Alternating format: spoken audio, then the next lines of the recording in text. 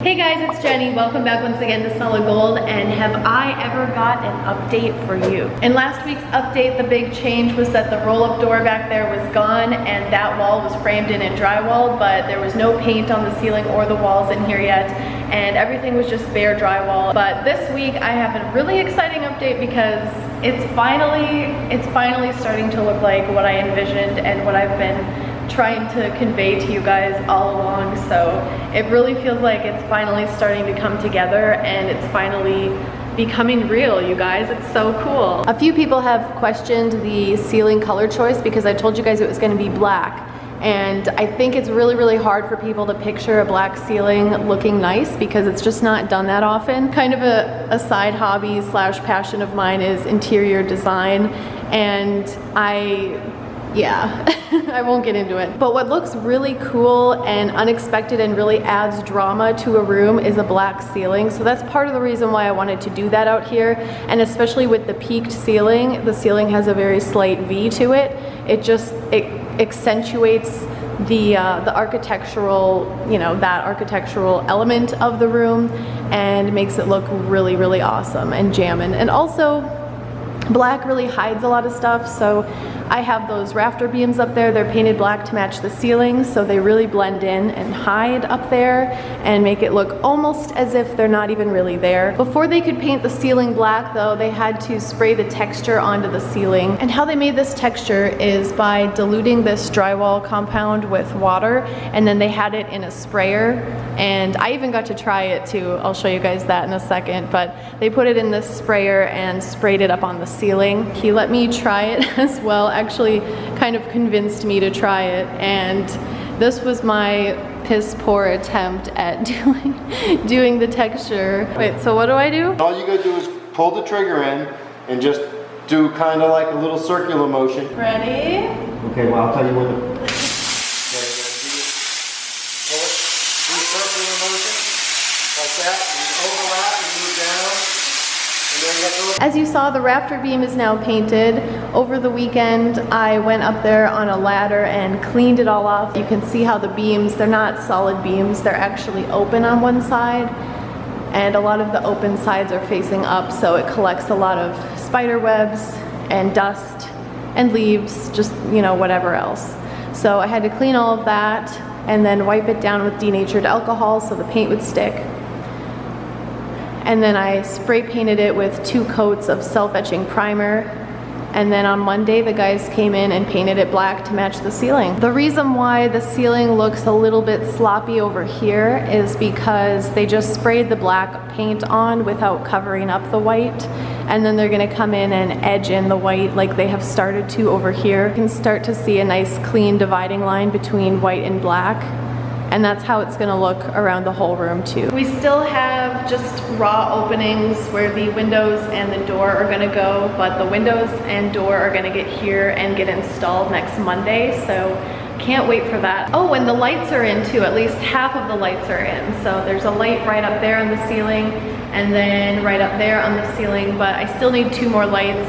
It's just when I went to buy them, the hardware store only had 2 of the model that I needed, so I have to wait for more to come back in stock. But there's going to be a total of 4 lights on the ceiling out here. I've already talked about the floor plan out here a little bit, but things have changed a little because it's a continuous work in progress. And as you guys know, customaquariums.com is making all of the aquariums for the space out here custom to the specifications that I give them. This is just like all my storage and my desk area, water heater, where the sink goes, and all of that. And probably these terrariums are gonna be over here in this corner somewhere. The 2,300 gallon aquarium, of course, is gonna go in the middle, and it is gonna take up a huge amount of space in this room. But the cool thing is it's a glass aquarium, so you'll be able to see through it on all 4 sides, so it won't look like it's taking up as much space as it would if it was like a closed sided aquarium or something like that. And the reason I decided on 2,300 gallons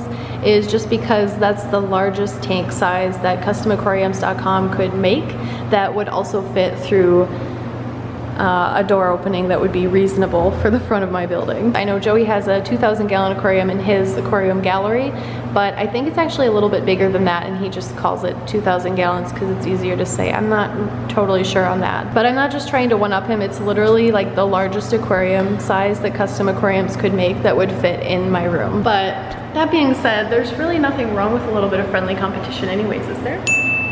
Just kidding, you guys. A lot of people have been wondering what fish I'm gonna put in there, and you guys know I've always wanted koi, but I never had enough space for them. And I'm thinking that I may go with koi in this aquarium. That's what I'm leaning towards right now, but let me know in the comments what you guys think I should do. Custom Aquariums also makes these really awesome rack systems. So the grayed out parts here are like a cabinet underneath the bottom tank.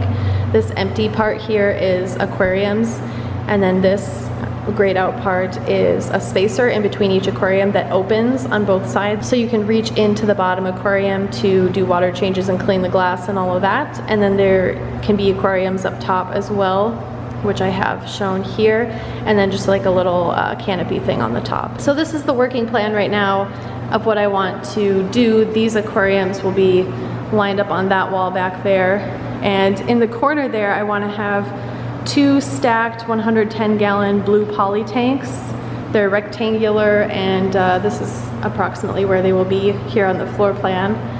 And I want to have those just for space for more goldfish, whether they be adults or babies that I'm raising up, because I think tubs work better than big glass aquariums for that kind of thing. So I did want to, I mean, the space filled up in this floor plan really quickly, but I did want to leave some space for some tubs for goldfish if I needed them. So that's what the corner there is going to be. But then the unit next to it is going to be 2 stacked 100 gallon aquariums on top of the other. Actually 2 units of those side by side. So that's 400 gallons. And then another one here, 100 gallon. And then on top of that, Custom Aquariums also makes these what they call amphibious tanks, which are awesome. They're kind of like, if you guys have ever seen the Exoterra, they're kind of like that, but I think these are better quality, and they're cool because you can stack it on top of an aquarium like this. So there's gonna be an aquarium on the bottom, and then on top, a big amphibious tank with about 12 inches of water depth, and then 24 inches above that where it's just open air. So I can have immersed plants growing out of the water there. And at Custom Aquariums, they even have like fish on the bottom, and then they have a chameleon living on the top in the open air part, which is really interesting to me. That would be pretty cool to try out too. This amphibious tank up here is going to be used to house my 3 axolotls. Once this 12 inches of water is filled up, I know 12 inches doesn't sound like a lot, but it's also a really large footprint of a tank. Once that's filled up, it holds about 50 gallons. So that's gonna be more than enough space for my 3 axolotls. And then the 4th unit here is a couple of tanks that I ended up extending the length of them because I wanted enough space underneath the bottom tank to where I could have like a protein skimmer, refugium, whatever I might need to eventually turn one of these tanks into a saltwater aquarium if I wanted to.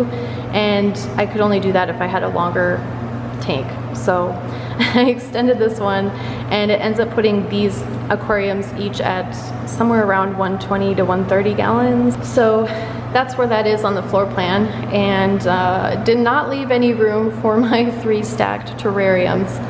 So I kind of moved things around a little bit and found space for them over here. This is going to be 3 stacked amphibious tanks that Custom Aquariums makes. Even though I'm calling it a fish room, I'm also including a little space for reptiles and amphibians, because you guys know I have my 2 leopard geckos, and I wanted to be able to bring them out here too. So I have all my animals, except for my cats of course, all out here in this building. The bottom one is going to be for my leopard geckos, and I'm going to set up the middle one to be able to be used for poison dart frogs, and then the top one maybe for a day gecko. So yeah, it's always a work in progress, and the plan changes a little bit almost every week, but that's the plan so far. It's amazing how quickly things are really coming along and taking shape now. Like, oh my gosh, seriously, it's finally looking like what I envisioned from the beginning, and it's so exciting. And like I said before, I cannot thank you guys enough for making all of this actually happen and making it a reality. It's just amazing, and I feel so grateful. Also guys, I have some new merch out. I have new t-shirts, tank tops, hoodies, sweaters, and long sleeve shirts too. And there's a link in the description section below for where you can find those. I'll also overlay it on the video somewhere here. Ever since I did the solid gold t-shirts for reaching 100,000 subscribers, you guys have been asking me when I'm gonna do t-shirts again, because that was a limited edition, limited time only run. So I finally bit the bullet and made some designs over on Teespring. You can find it at teespring.com/stores/solidgoldaquatics. So go over there and check it out. Like I said, there's gonna be a link down below as well. Some of you guys have let me know that you really enjoy seeing these updates on the fish room progress, but you would also like to see some more videos of my fish too. And the reason why there hasn't been a lot of fish videos lately is because, well, this whole fish room build progress has been taking up almost all of my time, but also there's just not a lot going on with my fish right now. But I'll show you guys some quick little clips of them so you can at least see them in today's video. Here's everyone out here in the 600-gallon tub in my yard. Everyone seems to be doing well. I do think that the broadtail moors, let me see if I can catch one. Oh gosh, they're fast. I do think that they have had a little bit of a growth spurt since moving out here. Here's one of them. Look at how pretty. Such a beautiful fish. Yeah, I do think, looking at him now in my hand, I do think he looks bigger than the last time I held him like this. So that's really neat, because they had always been like a little bit runty, which I was kind of bummed about. Even though they're pretty fish, they were always a little bit runty. So I'm really glad to see that there's a little bit of a growth spurt going on. This is my best jeeking that I have. She's got the best tail spread out of all 4 of my jeekings. She is small though. She's always been kind of runty too. So hopefully being out here in this bigger tank will help her have a little bit of a growth spurt too. But isn't she cute? Here's Luna. She's my female white butterfly telescope that I bred. And you guys helped me name her after the male white butterfly telescope I had for a few years named Luca. So her name is Luna. Isn't she beautiful? She's really special to me. I feel like I always have to have at least one all-white butterfly telescope because they're just so beautiful. Here's my red and white female butterfly telescope from the same batch as Luna. I never did name this one. I just started to have too many fish to keep track of all the names, so this one doesn't have a name. I kind of want to name her Blueberry because don't her eyes look like blueberries kind of? Maybe I should name her that. What do you guys think? Is Blueberry a cute name for her? Here's the one from the same batch of babies that she actually is, oh my gosh, you're feisty. She actually is looking more tangerine now, but she used to look really yellow. But probably from being outside here, her color is darkening up a little bit and she's looking more like a tangerine orange. But her name is Sophia and she is so feisty, wow. And she is named after Sophie. You guys probably remember my big, huge tricolor female butterfly telescope who eventually turned into just a red and white. But I had her for like 4 years and she recently passed away, but this is one of her babies. And you guys helped me name her Sophia.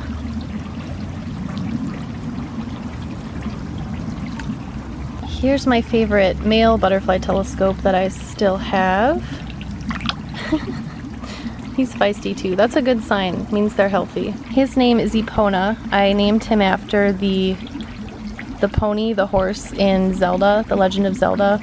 And I think Epona is actually supposed to be a girl. And I thought this fish was a girl when I first named him, and then I came to find out it was actually a male. So that's what happens sometimes when you have pet fish. You accidentally give them non-gender appropriate names, which, what does it really matter anyways, I guess. I don't really like his body shape when viewed from the side.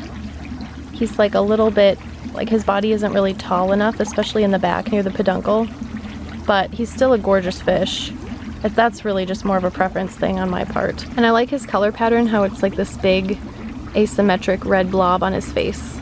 So cute. So this one is my black and red Watanabe. A lot of people really, really like him because of his interesting color pattern. He is mostly black on the body with like that red spot on his head. He's really cool.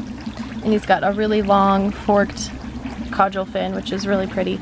Watanabe are great fish for ponds because they're really, really hardy. They've got that longer body that is really well suited to being outdoors in a large body of water. And they can do well with koi too. But he is very feisty, isn't he? Alright, you can go. Some of the babies escaped. Are you guys escapees? Come here. Here's some of the baby fry that I have. And no, I don't think I'll be selling these, unfortunately. I'm just not 100% confident that, I mean, even though my fish are healthy and doing well now, I'm just not 100% comfortable with selling any of them that have gone through the recent illnesses that they have, just in case any of them may be still carriers of something. I hope you guys understand. I just don't want to sell them because I don't want to be responsible for introducing disease into anyone's tank. So I think that's the right thing to do. There you go, guys. Let's look at Banjo too. Banjo has grown quite a bit. And this fish is special to me because he had like 2 bouts of bacterial infection on his fins. There were 2 separate times when he had really a lot of redness at the bases of all of his fins where they meet the body, and I was really concerned about him, especially the second time. I was successfully able to treat him with an antibiotic in the water. Actually, I used oxalic acid, oxalium to be exact, and it cured him the first time, but then it came back probably like a month or 2 later.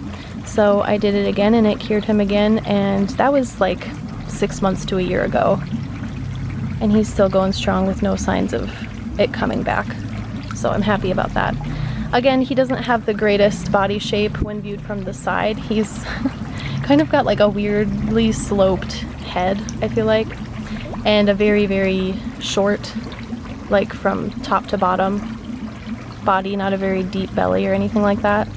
But from the top, his tail is one of the nicest that I have. Look at how it curls back around towards his head, almost like a Tosakan tail. He's very beautiful.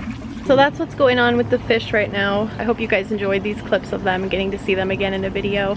I also hope you enjoyed the fish room progress update. If you would like to help contribute so we can meet our goal and finish this project 100%, there's a link in the description below where you can donate if you would like to. Don't forget to check the link down below also for my new merch. And if you're anywhere near the San Jose area at the end of August, please come visit me at the Goldfish Palooza event that the Goldfish Council is putting on. It's gonna be a really cool event. I'm gonna be there doing a live Q&A and a meet and greet afterwards. There's also going to be a lot of other different really cool speakers, and there's going to be chances for you to buy really nice high quality goldfish and interact with other goldfish enthusiasts who are just as crazy about goldfish as you and I are. Thank you so much for watching this video. Again, links are down in the description section below, and until next time, stay gold.